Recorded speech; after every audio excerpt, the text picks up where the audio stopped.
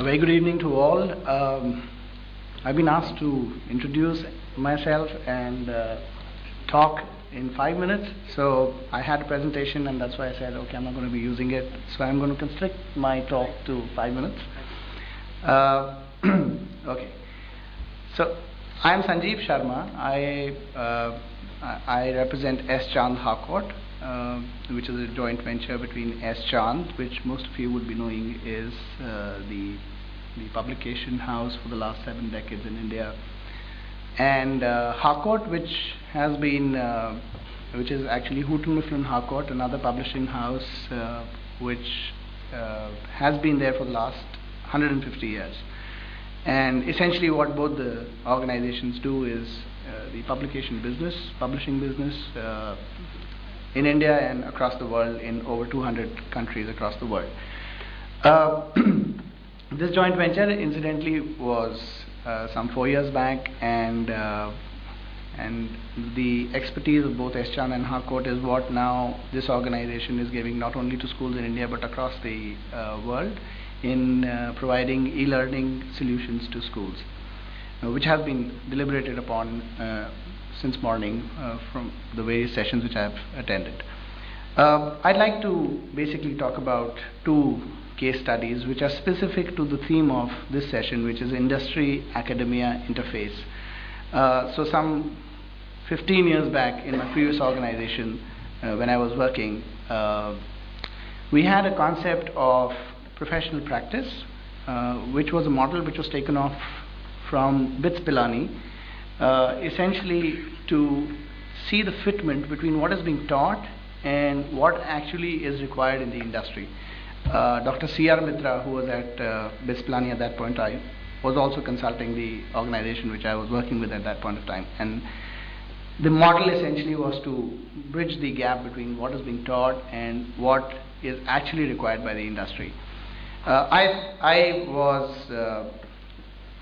looking at that particular product or that particular service of that organization, and my job was to first understand the requirement of the industry, then look at what is being taught, what are the skill sets of the children, and then actually do a marriage between the two. I saw that as a very, very effective way of bridging the gap between the industry and the academia. Why I bring this example out is because this is something which is being done in bits and pieces, but not as a model per se. And this organization which I'm working with it exemplifies the industry-academia interface, because for the last 70 years, S. Chand has been working with schools very closely in terms of the teachers, the principals, the curriculum, the CBSE, ICSE, all the boards, the state boards, and working hand in glove with first understanding what is to be delivered to the children, getting the people who are the educators to do the books, to write the books, to be a part of all these curriculums, the CBSEs, the ICSEs. In fact, we are working very closely with the CBSE head, the ICSE heads, Father Aikara, Mr. Vidit Joshi, on various forums. And that's why that's what gets you the understanding of what is required by the schools today and what's to be given. Now, there were some debates which were happening earlier on in terms of teachers not being able to connect with what is to be done. In terms of the various technologies today, it's not an issue of the tools, it's not an issue of the technology. Technology is the only way forward, and academia disconnect. So there is the QS World University Ranking. The Britain's Cambridge University is topping that survey, this 2011 survey. In September it was done. Harvard is number 2. IIT Delhi is 218. IIT Bombay is at number 225, and IIT Madras is 281.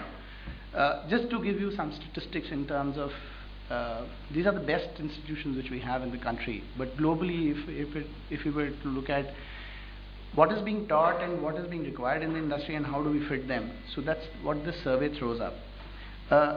So most institutions are here teaching, and that's what the research has come out. In fact, NASSCOM also had done research wherein it threw up that there are only 25% people who are job ready. 75% lack a lot of other skills which are required to be job ready.